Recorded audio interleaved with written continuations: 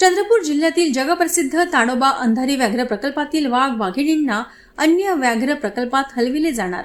चंद्रपूर जिल्ह्यातील वाघ मानव संघर्ष आटोक्यात आणण्यासाठी वन विभागाची ठोस उपाययोजना. चंद्रपूर जिल्ह्यातील जगप्रसिद्ध ताडोबा अंधारी व्याघ्र प्रकल्पातील 5 वाघ वाघिणींना अन्य व्याघ्र प्रकल्पात हलविले जाणार आहे. चंद्रपूर जिल्ह्यातील वाघ मानव संघर्ष आटोक्यात आणण्यासाठी वन विभागाने ही ठोस उपाययोजना अंमलात आणण्याचे ठरविले आहे. मागील काही वर्षात वाघांना क्षेत्र अपुरे पडू लागल्याने झुंजीत 8 वाघांचा मृत्यू झालाय.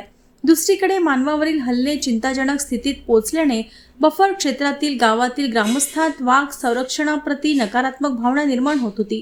ताडोबातील वाघ आणि वाघिणी, सह्याद्री व्याघ्र प्रकल्प, नवेगाव नागझिरा व्याघ्र प्रकल्प आणि राज्याबाहेरील ओडिशातील सिमलीपाल व्याघ्र प्रकल्पात हे वाघ स्थलांतरित करण्यात येणार आहेत.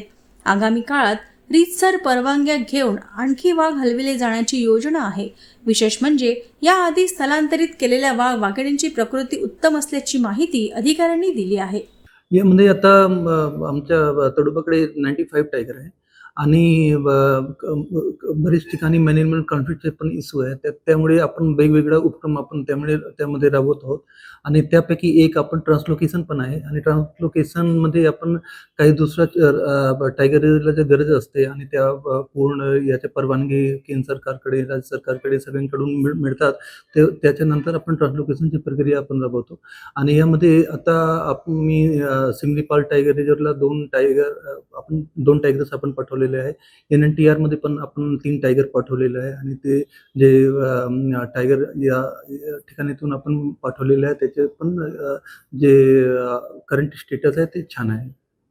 अजून किती टायगर आपण पाठवणार आहे, का पसंत?